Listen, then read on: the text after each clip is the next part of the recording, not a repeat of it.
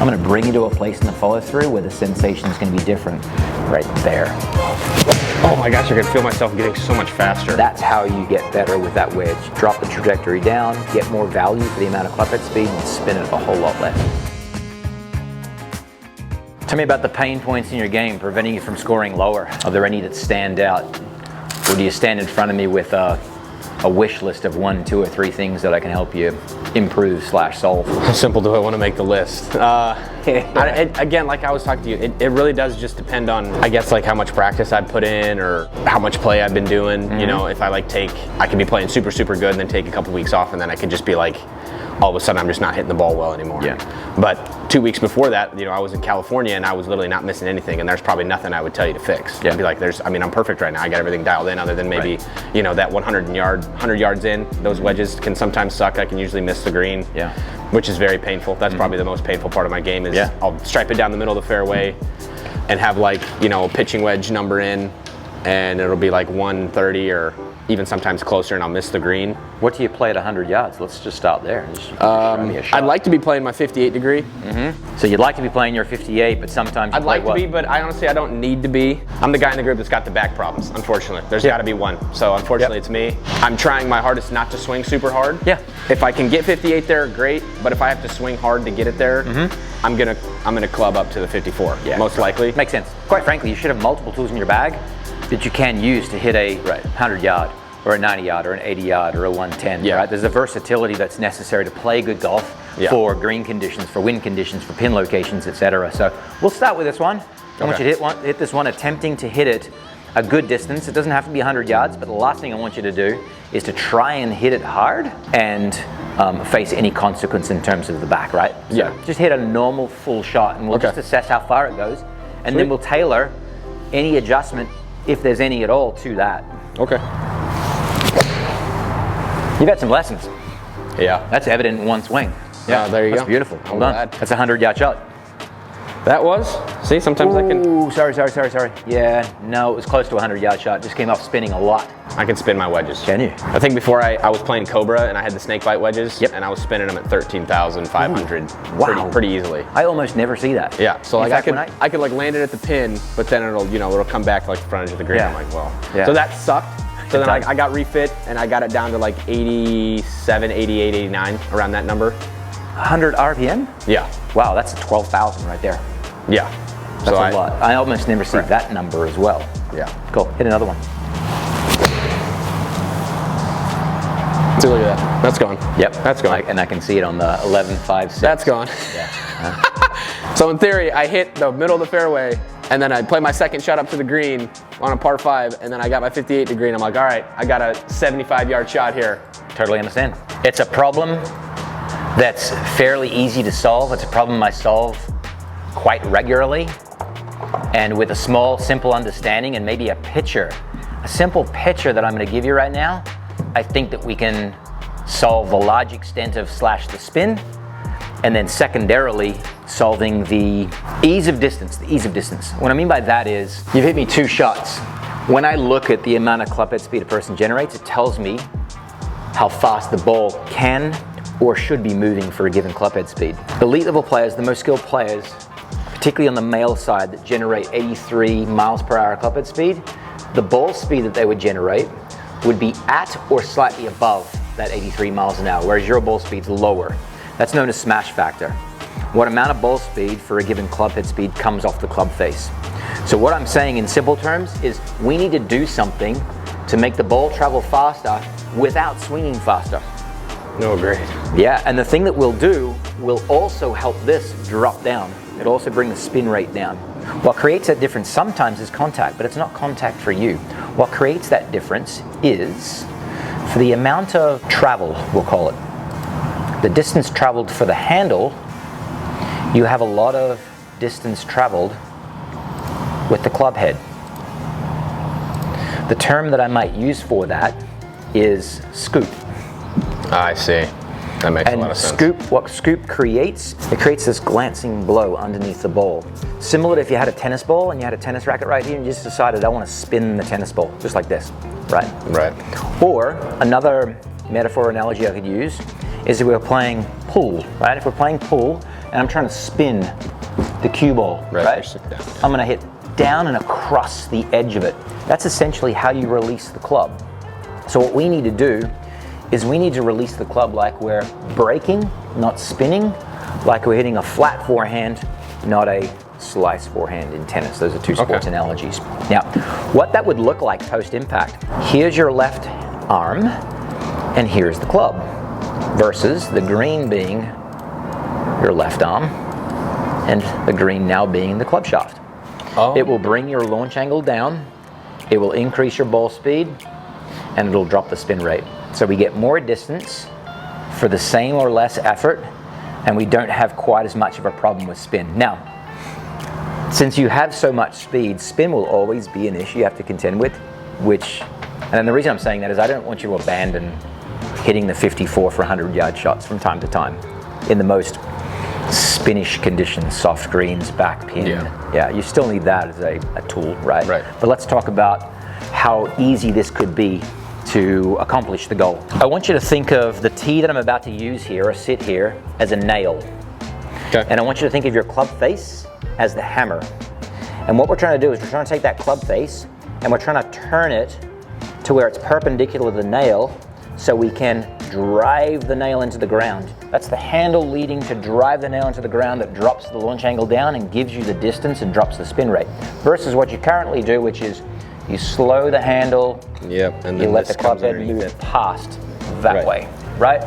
I want you to drive that golf ball as if the tee's back out in front, and let's just see what we get. This may or may not work first swing out of the gates. If it doesn't, then I just toss a different kind of feel or metaphor at you. Ish. It's almost there. So let's go to option 2. Similar to great football coaches or great coaches in any sport, there are multiple ways to create a solution to a problem. We're going to go to a follow-through sensation. Just hold the club for me. I'm going to bring you to a place in the follow-through where the sensation is going to be different. Go ahead and move your right foot like so. Beautiful. And then bring the handle forward while the club head's still really low to the ground. That's how I want you to hit this next shot, and I only want you to hit it like 60 yards, right? So slow speed shot, and I want you to hold that follow-through place. Hold, hold, hold. Fantastic. Bring it back on down even more, even more, even more, even more. Right there. Okay. You got it? That one went 72 yards. I want it to go even shorter and lower. Still driving the nail, but we have a feel in the follow-through that we're trying to produce. There it is. Well done. Spin rate's coming down now. Do it again. This one I'm going to grab on film. Great job. Follow through before. High spin, higher launch. Not super high launch, but high spin and less ball speed for the amount of club head speed you're able to generate. There's that extended D-loft situation, right? If we then wind both of these back to impact, we should also see a difference. See the handle lead? Yeah. That's the one you just did, and that's just pre-impact. So to what extent is what I'll term the handle winning the race on this club head versus that one to a large extent, see? It's beautiful. So the handle is up adjacent to the middle of your left leg while the club head hasn't even reached impact, whereas when you face a problem with spin or missing greens with this wedge, you're perpendicular to the ground, right? The club head's immediately below the handle and the left hand hasn't traveled as far. So whether it's exclusive, I'm gonna drive the tee, or I'm just gonna feel this place in the follow through, or it's kind of a combination of both of those visuals and sensations, that's how you get better with that wedge. Drop the trajectory down, get more value for the amount of club head speed, and spin it a whole lot less. Yeah. Any questions, mate? No. Can I? Awesome. I want to try some of my irons for sure. Let's do it. Let's do it. I've had some lessons, obviously, like I said, with the guys and stuff. You know, like Garrett and when Grant was around and stuff. And I tried focusing on like my starting position to be here, but it just is so uncomfortable for me.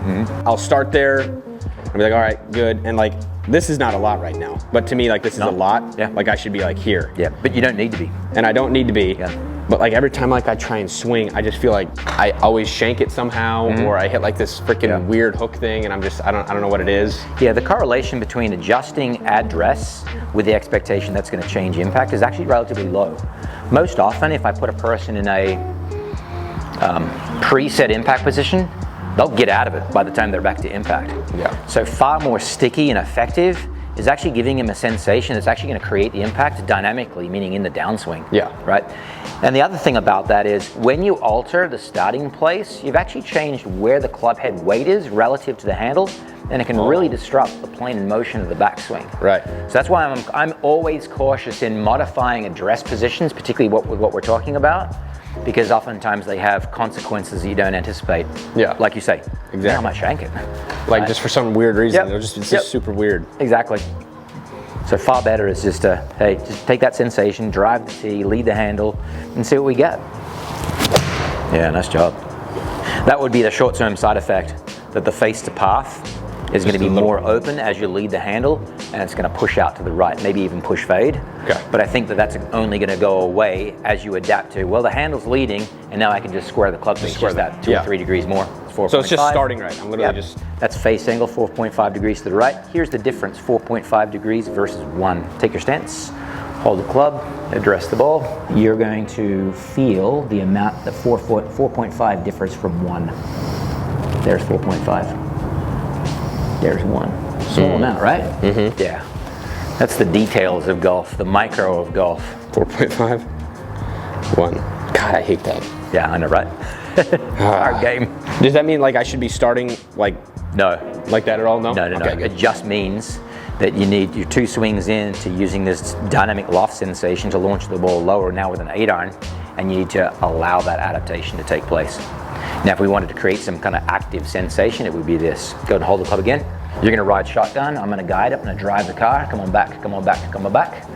Come on down, come on down. We've got a lot of handle lead now, don't we? Right? And for the amount of handle lead we have, we've got to create a proportionate amount of twist to the grip to get it square. So go ahead and twist the club in my hand. Close it, close it, close it, close it. Resist me. Beautiful.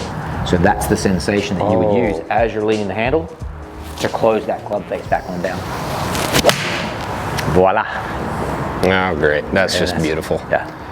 That's an 89 122 ball speed launched at 17.5, and that's what you can do far more efficiently by leading the handle. This is a good visual for face. Go ahead and place your club on the ground. What the? Yeah. Magic. Okay, make a backswing. Come in leading the handle. Lead the handle, lead the handle, see where the face is? Okay, so we don't want to get out of this handle lead, but what we do want to do is turn the red tip closer to the target. Do it. There it is. Feel that? So that's the same sensation I was just encouraging. I was turning the grip back the opposite way. Now you turn it towards me. Beautiful. Okay. Right. Oh, here we go, 123.